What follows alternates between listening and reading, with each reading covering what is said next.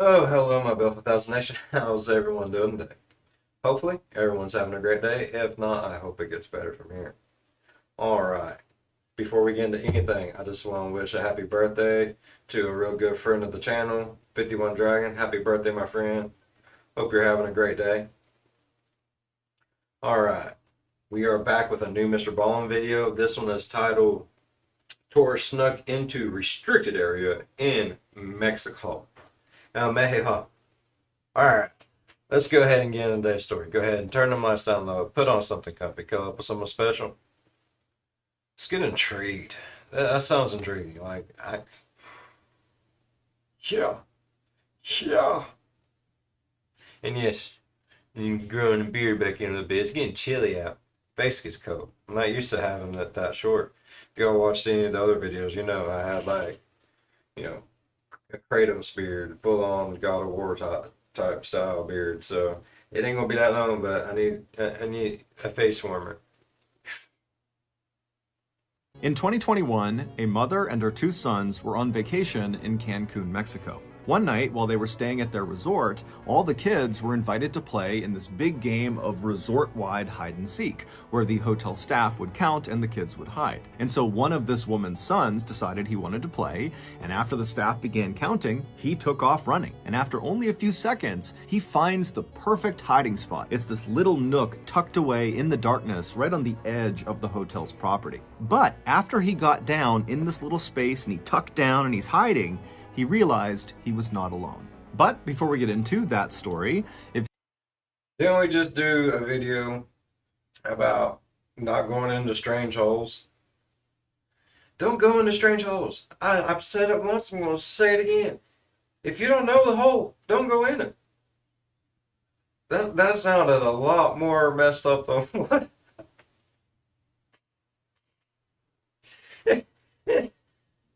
You can use that all through life. It's fine. It's oh shit. if you're a fan of the strange, dark, and mysterious delivered in story format, then you've come to the right place because that's all we do, and we upload once a week. So, if that's of interest to you, the next time you're serving ice cream at the local county fair and the like button comes up to you and asks for a vanilla cone, give them one, but don't use vanilla ice cream, use vanilla mayonnaise. Also, please subscribe to our channel and turn on all notifications so you don't miss any of our weekly uploads. Okay, let's get into today's story.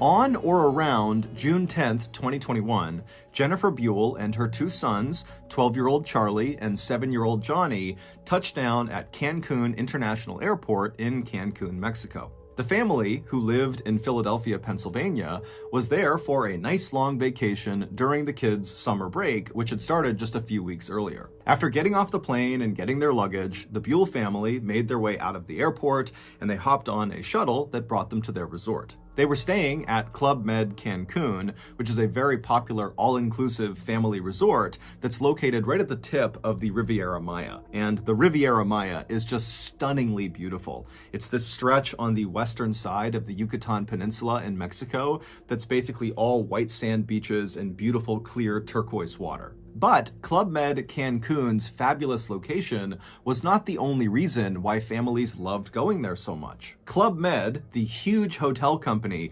behind this particular resort, is known for their gentil organisateur. They call them GOs for short, and basically, Thank God, because I would never be able to say that. Like, gentil organisation hair.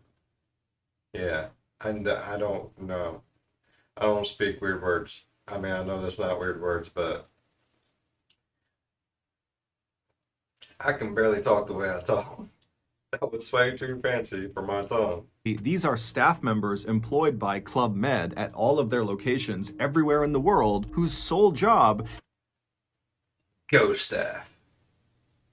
I can do that. Yeah, go staff. is to make sure the guests staying at their hotels have a truly unforgettable experience. And so these really friendly GOs are always walking around these hotels and talking to the guests and pointing them to the different places they can go within the hotel, and they encourage the guests to interact with each other and to participate in resort activities. And so a stay at a Club Med hotel, whether it's Cancun or anywhere in the world, is known to be very upbeat and highly interactive. So Jennifer and her two sons, they get off. Now, see, that's amazing. But what if you're one of those people that just don't want to be around other people? Like, it'd go from ghost staff to go yourself staff real fast. I'm one of those people. Like, if I'm on vacation, I don't want to be around a crap ton of other people. I don't. I, I don't know. I'm, I'm an ass backwards kind of person. All right. Vacation to me is not having to deal with anybody else. Just sitting back, chilling, drinking Mai Tais, you know, farting where you please, toes in the sand type. Yeah, no. Off the shuttle at Club Med Cancun. They go inside, they get checked in, they make their way to their room, they drop their bags, and then they head out to explore the hotel. And pretty much right away, there were GOs all over the place coming up to welcome them to the hotel and pointing them to the best restaurants, the best places to go swimming, and what activities were coming up that night, and what to look forward to that week. And right away, what stood out to the Buell family. Okay, and here's another question. Do they point you out to places that they get like paybacks from? You know what I mean? Like, you know, they'll kick back here, they'll kick back there. Or are they going to tell you like, if I have if I have someone like that coming up to me, I want them to tell me a place that no one else knows about. You know what I mean? Off the beaten path type shit. Like those restaurants, you're like, oh my God, I'm gonna go in there and I'm gonna get hepatocephalitis. But you go in there and it's like the best freaking food you ever ate in your life. That's the kind of shit I want. You know? I don't want that mass produced. We tell all of our guests to go to the same like 5 to 10 restaurants. No, I want that one person that's like, bro, like you can go there, but you keep on going 5 miles, and whenever you get that really uncomfortable feeling like you need to lock your door, go about another 5 miles, and then there's going to be this little shack on the left. There ain't going to be no signs. It's literally going to look like it's abandoned. Go in there and tell them that I sent you, and you want the house special. I don't know. That sounds like a really bad drug deal, though, dude. Never mind. Never mind. Never mind. Thank you. It could go bad. Specifically, Charlie and Johnny was the kids club / teens club. Basically, the GOs organized really fun games and activities just for the kids, depending on what age they were. And so this was really appealing to Charlie and Johnny to go play with other kids. And it was appealing to Jennifer because this would mean she could go off and actually relax because she would have childcare. So starting that first night, Couldn't do it. Don't trust people with my kids. I was raised up in a way like, okay, if someone in the family couldn't watch me, then it didn't happen. Like, that's just how it was whenever I was little. We didn't, I my babysitter was my cousin. If we did go on vacation, I was with my mom and dad, or my grandma and grandpa, or my aunts and uncles, my cousins. We, you know, it was just one of those things. If we can't all go, we don't go. I guess, you know, that's just how I am now as a father. Like, if I can't take my kids, then it don't happen. I don't go. That's just, that's just how it is.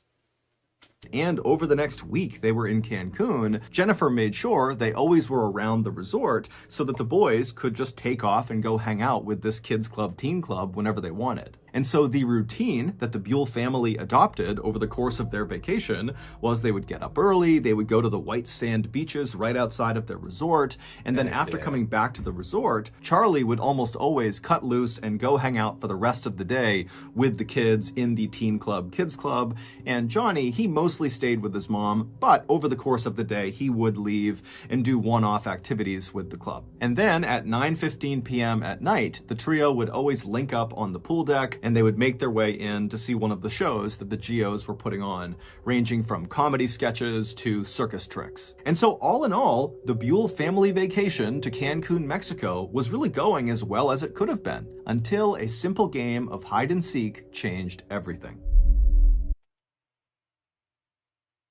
A simple game of hide and seek changed everything.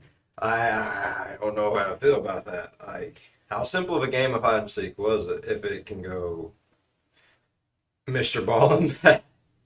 And y'all know what I mean. If it's bad enough that where Mr. Ballin's going to do a video, but something got up.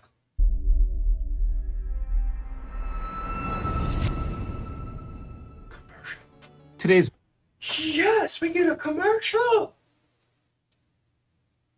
Oh, happy day. video is sponsored by Rocket Money, formerly Truebill. When you become an adult, two things always happen. Number one, you immediately develop flu-like symptoms and they never really go away. And two, you sign up at the 400,000 yen annual subscription level to swearatawalrus.com, the beloved company that allows people to scream obscenities right at walruses' stupid faces, either in person or on a Zoom call. And while, of course, really giving it to a walrus is totally exhilarating, it is a fleeting pleasure. After all, studies have shown the average adult only cusses out 2.3 walrus before moving on to swearing at other animals like the ancient Egyptian Sphinx or various sea serpents. But the problem is, when we all inevitably fall out of love with swearatawalrus.com, we often, me included, forget to cancel our costly subscription. And this is why I signed up for Rocket Money. Rocket Money is the all-in-one finance platform that helps you save more and spend less. They do this in a variety of ways, including renegotiating your bills, from your internet service bills to your cable and phone bills. Rocket Money will alert you of important changes that impact your credit score, and they will give you insights to improve it. And most importantly, Rocket Money will scan the internet for all those random subscriptions you've forgotten about, like swearatawalrus.com, and they will cancel them for you. So, if you like berating walruses and not losing money, then Rocket Money is for you. To save more and spend less, join the 3.4 million members using Rocket Money. And I got the hookup. Go to the picture of the walrus. I'm in the way. Look at the walrus. It's so. He's like, why you bothering at me? It looks so sad that people are screaming profanities at it. eating walruses and not losing money, then Rocket Money is for you. To save more and spend less, join the 3.4 million members using Rocket Money. And I got the hookup. Go to rocketmoney.com/MrBallin or click the link in the description below. That's rocketmoney.com/MrBallin to get started for free. Okay, back to the story. I'm telling you, he needs to produce Super Bowl commercials. 100%. Like, hey, let's all hashtag Mr. Ballin Super Bowl commercial. Get it going. Like, no lie, those would be like some of the best freaking commercials ever. On June 18th, so roughly 1 week after the Buell family had arrived in Mexico, the family got up and they began their typical vacation routine. They headed to the beach, and then afterwards, Charlie broke off and went to spend time with the kids at the Teen Club Kids Club, and Johnny and Jennifer, they mostly stayed together for the rest of the afternoon. That evening, around 8:30 p.m., after all three of the Buells had had dinner, they decided to split up before rejoining at 9:15 to go in and see a show. Johnny wanted to head downstairs and go see a kids-only show. Jennifer wanted to head up to the second level to have chocolate fondue dessert with a friend she had made at the resort, and Charlie wanted to meet up with his friends from the Kids Club Teens Club. Not a big fan of chocolate. I was allergic to it whenever I was younger. I grew out of it eventually, but I remember going to the doctor and he was like,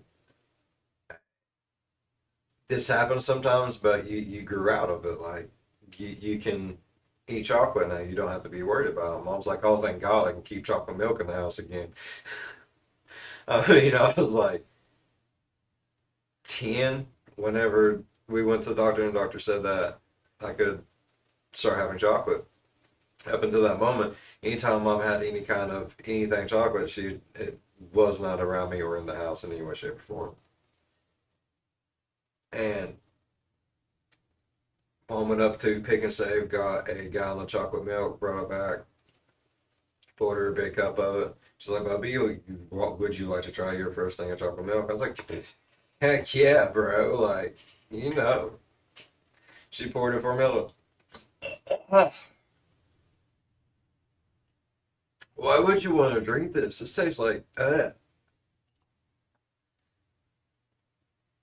guess where I never ate chocolate or drank anything chocolate, even like the lightest of chocolates anymore is just like, that confectioner's chocolate that you can get, just like that pure cocoa stuff. Yeah, that's what it all tastes like. And by my mother's standards, better it is, the nastier it is to me. It's so sweet, it's bitter. Yeah, I'm more of like a strawberry, cherry. Yeah, I love strawberry and cherry. Like, strawberry milk's my favorite milk in the world. Strawberry quick. Oh my God, stuff's the shit. Out on the pool deck where the GOs were Do they have strawberry fondue? organizing a big game of hide and seek. And so after watching his mother walk upstairs to the fondue restaurant and watching his younger brother head downstairs to the kids-only show, Charlie turned and ran towards the pool deck. And when he got there, he immediately linked up with his best friend from the vacation, a 13-year-old named Cyrus. And very quickly after that, the GOs who were on the pool deck with all these other kids that were out there, they said, okay, we're going to start counting. You guys all hide. And so the GOs, they walked to the side of this big pool deck, they covered their eyes, they began counting, and all the kids, Charlie and Cyrus included, scattered to find the best hiding spot. And right away, as Charlie and Cyrus are looking for places to hide, they're seeing the other kids are taking up all the best hiding spots. And so for a second, they're panicking. They're not going to have a good spot. Then... Don't you hate it when that happens? Sorry. Don't you hate it when that happens? I played hide and seek whenever I was a kid, and you'd have it all planned out in your head, like, I know exactly where I'm going to hide, no one else has ever thought about it. You go there and it's like, you motherfucker. That was my spot. And then next thing you know, you hear 5, 4, 3, 2. It's like, damn. It happens. Boys looked over to the side of the pool deck and they realized there is a perfect hiding spot that nobody's taken. Around the outside of this huge open-air pool deck was a metal fence. It was only a couple of feet tall and it was made up of metal bars so you could see right through it. It was basically in place just to denote the edges of the resort property. And on one length of this perimeter fence, the south side of this fence, there was a gate built into this fence. And this gate was almost always closed and locked. The only time it was opened was when a GO or another hotel staff member would open it to lead guests out of the resort property to go off and do some excursion. But for some reason, on the night of June 18th, this fence was wide open. On the other side of this fence was just a small rectangular platform that jutted out about 10 feet from the pool deck, same level as the pool deck. And if you were standing on this platform with your back to the pool deck, on your left side would be a very small flight of stairs, just a couple of steps going down. And so Charlie and Cyrus, they look over and they see this gate is open, and they know there are those stairs kind of tucked down below the platform, and they're thinking, if we crouch down on those steps, no one will see us from the pool deck. We'll be obscured from view. And so Charlie and Cyrus, they run over to the open gate, they go through, they walk down a couple of steps, and they kind of tuck themselves down so they can barely look up and over onto the pool deck to see if anyone's coming, but they can tell there's no way anyone is going to see them unless they literally walk through the gate and are looking down the steps at them. And so Charlie and Cyrus, they're giggling with excitement because they know they have found the perfect hiding spot. And they're listening as the GOs are calling out, okay, ready or not, here we come. And after a couple of minutes, they're hearing the sound of the GOs finding all the other kids all over the pool deck. You know, there were some really good hiding spots, but eventually all the kids are found except for Charlie and Cyrus. And so Charlie and Cyrus, they start looking at each other and they're really excited about this, but they know no one's going to find them. I mean, you're not gonna hide in someplace that these GOs has not already been to. I mean, seriously, how long have they been working there? I don't know, 5 years? Oh yeah, they've done this, oh, well, like every Thursday, every Monday, Wednesday, and Friday. They know every hiding spot, but they're like, But right before Cyrus and Charlie stood up and revealed themselves, Cyrus happened to notice there was a hose, like a garden hose, that was draped down the steps that they were on, and for some reason, the water was turned on. And so Cyrus grabbed the hose, and as he stood up, turning away from Charlie, he began spraying the water onto the pool deck, onto the GOs and all the kids who didn't know where they were. And so everybody on the pool deck is suddenly laughing and running away from the water. It's totally chaos, and Cyrus thinks it's hysterical. He's still just spraying everybody down. And then at some point, Cyrus stops and turns to see what Charlie's reaction is to this absolute bedlam that he's created on the pool deck. But when Cyrus turns around, Charlie's not there. Meanwhile, two other hotel guests who had nothing to do with this game of hide and seek, it was a mother and her adult son, they were having a meal up in the second floor restaurant that overlooked the pool deck. And as they're sitting there enjoying their meal, they suddenly hear the sound of boys screaming. Now, immediately, they both can tell this is not a play scream. Someone is actually in danger, someone is hurt, something's going on here. if you ever been around kids, you know the difference. That scared scream is like, it's like the difference between a baby cry and a fat baby cry. And if you ever have babies, you know. Ooh.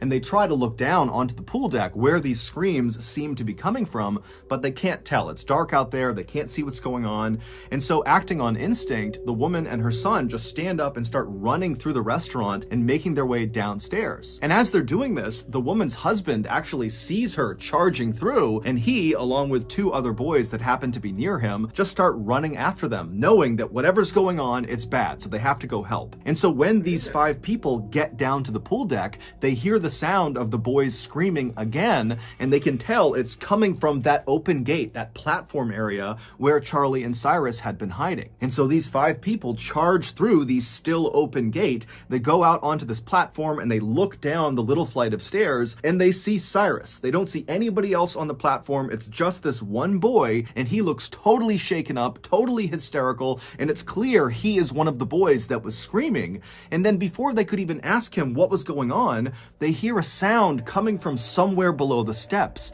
and they all turn, and literally out of the darkness, Charlie just suddenly emerges, and he looks up at the adults and just says in a very calm voice, "Save me, save me." This normally completely off-limits, fenced-off platform that jutted out past the pool deck where the boys were hiding. Hold on, I need a second. Ooh. That's the one thing I love about Mr. Ballen videos. Like, it's...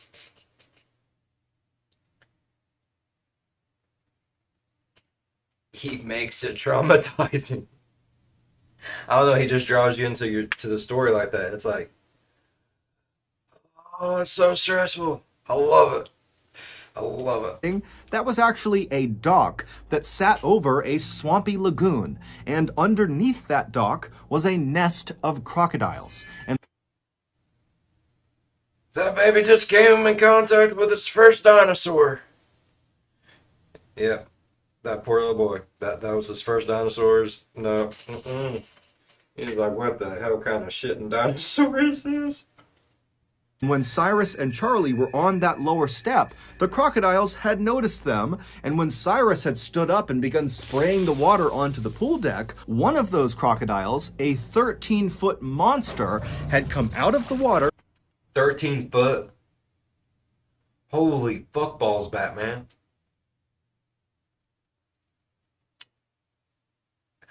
That's a dinosaur. That's no longer a crocodile. That's not, no. That's a dinosaur now. That's the, fuck you, bud. Turned around and literally leapt up onto those steps, bit Charlie by the leg, and pulled him into the water. The screams that woman and her son had heard while they were in that restaurant were Cyrus's and Charlie's, because initially when Charlie was pulled into the water, he didn't go directly under. And so Cyrus had managed to grab onto Charlie's arms, and he was trying to pull Charlie out of the crocodile's mouth, and the two of them were screaming for help. But by the time that woman and the other So this is basically playing tug of war, and Charlie was the rope. No, no, no. I would have shat myself if I was that poor little boy. four people got down to the platform, Cyrus lost his grip on Charlie, and the croc and Charlie went under the water. And so those 5 people were standing there when the crocodile and Charlie just came. They do that. They'll pull you underwater, try to drown you. They'll do death row, all kinds of shit. And that's just not a crocodile no more. That's a dinosaur. It's 13 foot. I don't care. I know it's still technically it's a dinosaur now, but Back out of the water. And that's when Charlie was saying, "Save me, save me." He was in the crocodile's mouth. And when these 5 people saw Charlie and understood what was going on, without any hesitation, the adults leapt into the dark lagoon waters that are clearly real photo of crocodile near dock at Club Med Cancun. I mean, I get that they have a gate, but let me ask you a few questions. How tall is this gate? Can someone jump over this gate? For 2, they need to bring in a crocodile relocator. There we go. And relocate them somewhere else, because that's bad. You have kids. Kids can be really stupid. And I don't mean dumb. Kids are all quite smart. They're smart beyond their years. I understand. But they do dumb shit. And especially the boys, because they like to show off.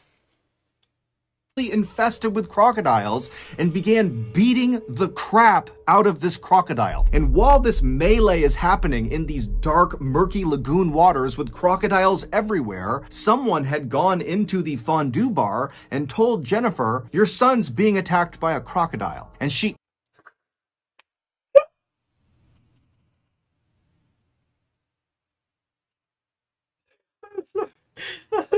That's not what you want to hear while enjoying fondue. Crocky, your son's been eaten by a croc.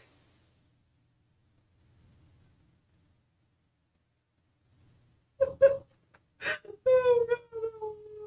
no, no. Damn. Your son's being eaten by a crocodile, and you're just in here fondueing the shit. instantly leapt up and just ran across the restaurant, knocking anything over that was in her way, and finally The poor fondue. She got downstairs to the pool deck, she went through that gate, out to that platform, and she saw her boy. Charlie was laying on his back, surrounded by totally frantic and hysterical adults. Charlie's leg looked like it had been through a meat grinder, but Charlie was awake and he was talking to the adults near him. In the time it took Jennifer to run through the restaurant and get down to the pool deck, those adults who had leapt into the murky lagoon water to fight with this crocodile had literally beaten it so badly that it released Charlie. And according to the people who watched this happen, this crocodile was putting up an unbelievable fight. It was whipping its head side to side, tearing into Charlie's leg. It kept pulling Charlie deeper and deeper into the water, and these adults just didn't stop. They were yanking on this crocodile, punching its eyes, gouging its eyes, and finally it worked. Prison beatdown. Hell yeah. This is the best story ever. I am hot shit. It was a killer croc smackdown. It went Crocodile Dundee on its ass.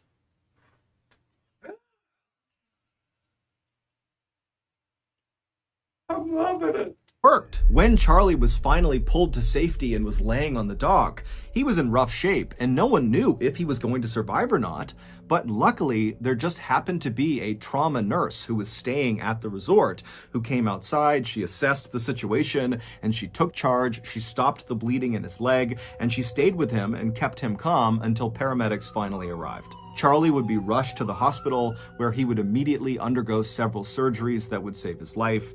Also, surgeons were able to miraculously save his leg. Initially, it seemed like he might have to have it amputated. As for Club Med, their response to this incident was enormous. Not only did they pay for all of Charlie's medical bills, but they also invested a lot of money into securing not only that fence and gate that led to the dock where he was attacked. Good photo of fence and gate at Club Med.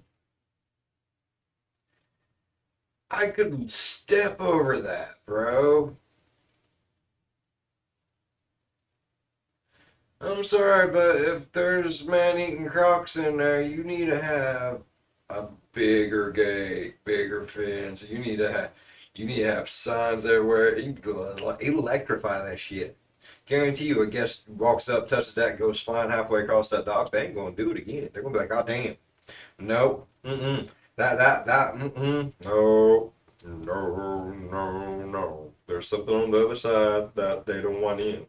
That, or it's one of those hotels where they don't want us to escape. Never mind. Don't listen to a word I say." But also just generally speaking around the resort to make sure there were no more attacks. Today, Charlie is back in Philadelphia, Pennsylvania with his family, and considering the Whoa. That poor boy's leg. Oh. Hey, bud, don't even worry about chick stick scars. You gonna make it just fine, dude. Like, how many of your friends you know lived through a crocodile attack? And that wasn't even a crocodile. That damn thing was 13 feet. That was a freaking baby dinosaur. Yeah. Yeah. Dang, bro. Like, you can see like all the little individual teeth marks where it kept chomping on him. That's just gnarly.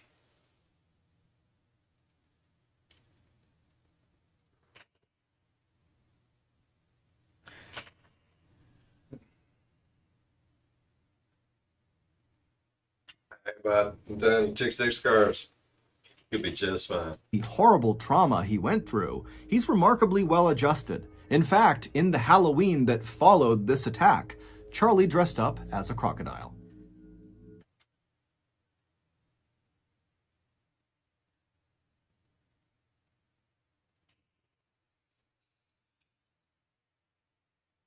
Are you serious? He dressed as a crocodile. Oh my god, I love that kid. Oh.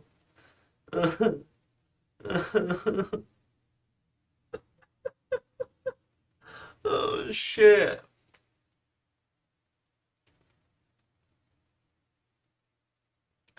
Man, I know kids say the damnedest things, but damn, kids do the damnedest things.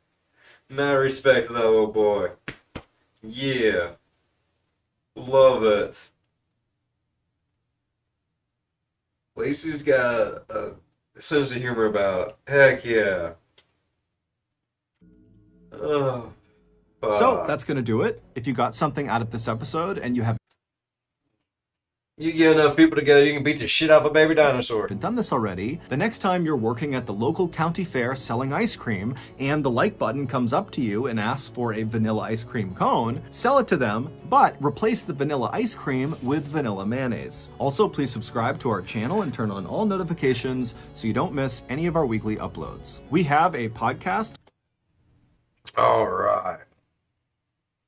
That was freaking amazing. I love it. They just jumped in there and beat the shit out of that crocodile. Gouged its eyes out. Oh, God. Oh. Today's video. Oh, Mr. Ballin, Mr. Ballin, Mr. Ballin. Coming in. Bobby Big Dick in it. Hell yeah. Whew. No, you never go wrong with the Mr. Ballin video. You can never go wrong. Like, we just watched one Friday titled "So Fluffy." Like that one just put me in a good mood, especially the crows and the sheep. This one here, he dressed up like a crocodile for all we know. Motherfucker. Oh. Oh my God, that's great. That's great. All right. If you guys enjoyed today's video as much as I enjoyed if you enjoyed today's video as much as I enjoyed today's video, I hope you guys enjoyed today's video as much as I did, because I really enjoyed it. Leave a thumbs up if you're a fan of the spooky, scary, strange, deranged, or things that just make you want to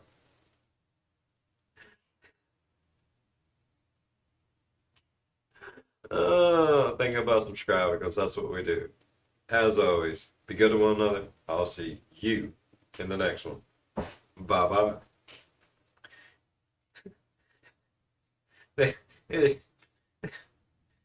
That poor crocodile, I bet got turned into a belt, some boots, a purse, maybe a hat.